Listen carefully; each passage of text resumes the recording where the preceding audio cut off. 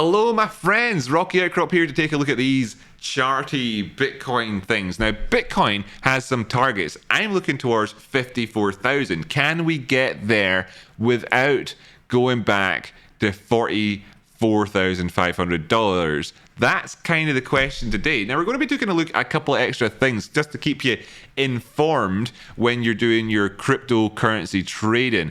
Okie dokie. And just a little shout out, by the way, started off in the charts today. Got that look. But look, hey, I'm over here too.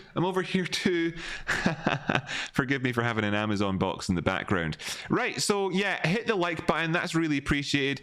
We'll be taking a look at Bitcoin and all that good stuff, explaining all of that. Just going to run the intro clips because it gives you a second to hit the like button. So yeah, nice music, cool styles, cool dude, blah blah blah. Have you hit the like button though? Honestly, hit the like button, do it. It's not for my benefit, it's for everybody who hasn't found the channel yet. It'll tell YouTube this is decent content. Thanks so much. Right, so we got the chart here and we're moving up. Moving up. This is, wow, I'm really bad at mirror stuff today. What's wrong with me? I can't do it. Whatever, right? We're moving up the way. Weatherman stuff comes to happen some other day. Brain fart. But while the prices are going towards the top side, what we're seeing on the oscillators down below is that they're distinctly not doing that, right? That's called bearish divergence. We can see it here in the accumulation distribution oscillator, for example, how this is on the go. Now we're tightening, we're coming to a point where it's kind of getting to an equilibrium point, which means that we're going to need to see something happen soon. Now we could actually go on up. I'm going to rely on the whole trend is your friend thing and continue to aim to 54,000. That's the target there, which has got that red horizontal line running across it. You can just see it's one of these red horizontal lines there up there, right?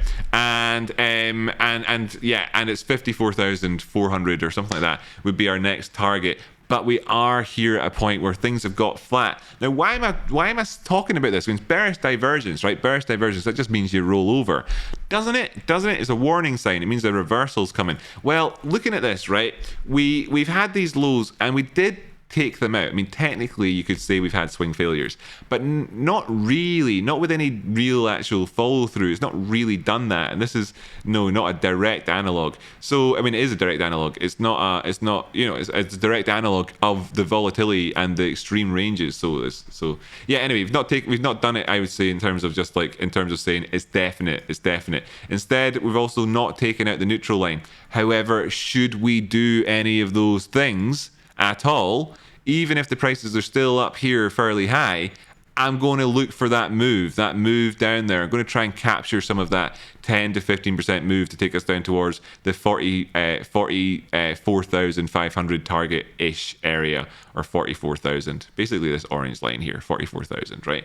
Now, we've not done that yet though, and we could, of course, break up past this region, which would then be leading towards that 54,000 target. The stochastics pointing towards the top side, the DMI, yes, ADX showing us here, the ADX component that we're still in chop. Nice big movement towards the top side. Things are looking good. Things are looking good. Bitcoin is, of course, the thing that people look to say that things are looking good on here, which they are. Bearish divergence, sure, but also the diminishment. We're coming to that point, right? But there's other stuff out there in the world. Now, quickly jumping over here to take a look at Ethereum. It's done very well and it's gone up towards these 3,800 targets. Currently, my cutoff point in terms of this positive trend relies on this 236 and the horizontal support and resistance that we had. There is confluence in there, in it around about that price point. Looking down the way and saying, well, if we were to break that, I'd be looking down towards the 618, $2,300. That would be a huge move. I would take that. But I'm long feeling on this one right now for sure. This is not financial advice. None of this is financial advice. I'm not a financial advisor. Just kind of making the comparison point while we're here as to how high up we've come versus this downward movement that we had. You can see that we're back in here at the 886, almost at the 886. That's a big deal, by the way. That's a big deal. So we could see a turnaround point from here. If we were, we might see movements of a number of hundreds of dollars on here for us. Now, if I just take a low, a Fibonacci retracement from this low here, it's debatable if I want it from that one or not. I'm taking it from there though. Up to the high. accidentally that turned the wrong way round during that. If we take it up to the high here, then I suppose you could look to start managing things at 3,600. Makes a good deal of sense. If we came in here for the 618, that'd be at 3,248. Yeah, there's like ways that you could kind of negotiate around this thing and actually even end up lining up the 618 right on that area. It's kind of a muchness for me. Just saying 3,600 would be where kind of cut off point for right now. Where I'm aiming to, 4,400. Yeah, 4,400, that would be it. All the fours probably, but it's a bit extended now as well. We've managed to come up here, did a nice movement up. This is clear bearish divergence for us, right? Just it's there. However, what we're seeing is that Bitcoin's gone up and Ethereum's gone up, right? At this point, knowing that Bitcoin has gone up and Ethereum's gone up, we'll just check in here real quick with the total market cap. The total market cap. So the reason we're looking here at the total market cap is just to see what the markets are worth. How is it going along? Nice movement up. Not too dissimilar to Ethereum. In here, roughly around about that 886 is it as well. So be aware that markets can turn around at 886 points. So often happens. But there we have it. Yeah, we're at the 886 on this one as well, as you can see. So notes of caution. In the meantime, if we did see any sort of controversial price movements, what's the Bitcoin dominance saying to us? And it's amazing, it's done exactly what we said it would do. There was a big wedge there. For people who ask, can you do TA in the Bitcoin dominance chart? Something that a lot of us in cryptocurrency that are, professional TA people kind of look at and think, well, does this count? Is this a thing or not? It is. Turns out it's a thing, right? It's a thing. And yeah, we broke outside of this zone here, came back up and actually retested it in that point, hit off, and then I've done the full measured move. Now we could actually see this dropping all the way down to 40. If it comes down here and puts in a higher low and just kind of goes up the way from this point on, maybe we have the beginnings of a bottoming sort of formation here on what has otherwise been a very distinct downward trend ever since we drew in our red airplanes back there at the start of the year. So this has come down to 40. Now what does this mean? This is the proportion of the value of Bitcoin versus everything else in the markets which are of course 2.2 trillion at the minute at an 886.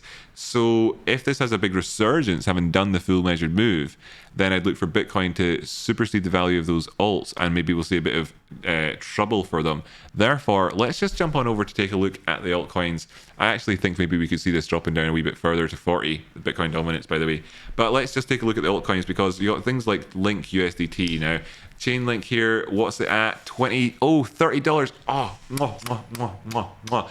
Now this is an area where it could obviously turn around at, right? You've got another high in here, but what we're looking for, fucking hell, man. I tell you what, my analysis is just so goddamn good. It's unbelievable. It is, right? It is. Anyway, this is a high. Oh, bearishly divergent as well. So counterintuitive point here, worth pointing out. I'm looking for 33. If I don't see 33 on Chainlink, I'm extremely disappointed. Right? Why? Counterintuitive point, because if we don't do that, we'll have bearish divergence on this high. We are looking very good though. Stochastics could turn around, but they haven't done so far. They could.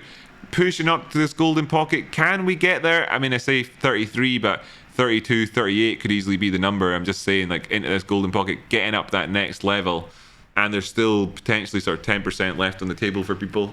Oh yes, traded this so fucking well recently, unbelievable. Dot USDT, let's take a look at that one. But bear in mind, we know what the overall market dynamics are like. If we do see pullbacks, right? Yeah, next target still in there. Oh fucking hell, we did so good on this too.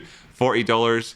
People is the next target on this one. Nice movement down the way here. $23 up to $32. Really good. Similar stuff to Chainlink. Pushed a little bit more. Did even better than Chainlink did recently with those movements. Nice one. What else do we want to take a look at? Take a look at Tezos, or pal Tezos. Tezos people, do you want to start? I keep saying it. Everybody else must be thinking it's a bit cringe by this stage. I talk about how I'm the only dedicated technical analyst for Tezos. We talk about how great the technical analysis is on the show. Got thousands upon thousands of people flood into the show and asking me to take a look at all sorts of different stuff. And yet you guys still sit there not knowing that I'm your biggest ally. It's crazy. It's crazy. Don't know what's going on over there. Looking at this one, we've done. Look. I mean, do you think for yourself? I'm not going to talk about it. It's just about time Tesla's people realize, do you think that having this explained to you in advance might have helped make you make some money? Do you think maybe it would have? Fuck knows. Fuck knows. Anyway, moving on with some other one. Let's take a look at another coin. Just real quick here, Algo USDT. Shout out to my friend Tony Wright, who's a technical analyst on YouTube and a really nice guy, and I think he's lovely. Okay, so we haven't put in the high there, so we didn't have that divergence. Good, nice one. That counterintuitive point remains there, and if we are going to continue to go on up the way, we're looking very, very close here. A couple of cents movement up the way in order to put in bearish divergence, have a double top, etc. A failed W pattern at that point as well, Tony, to look out for. You can see this, that would be that, etc. Now, there'd be people out there in the world that'll be asking, for instance, because we're talking about harmonics a lot recently, is there a harmonic pattern potential for us just here? Came up as high as the 382, not as high as the 618, the golden pocket, etc. So you're not looking at the Gartley, you'd be looking at perhaps something like the bat, almost be the bat pattern, in which case, so on and so forth. Feel free to look up what the bat pattern is there and try and stick onto that chart. Get your own target. That's your homework for today. If you're looking for some people, in the meantime, on this coin just itself, as we happen to be here, being up above this 236 again, and validating this Fibonacci retracement from the past. Really good stuff. Look. We do a good job on this channel. Should probably like and subscribe. See you again next time. Woo!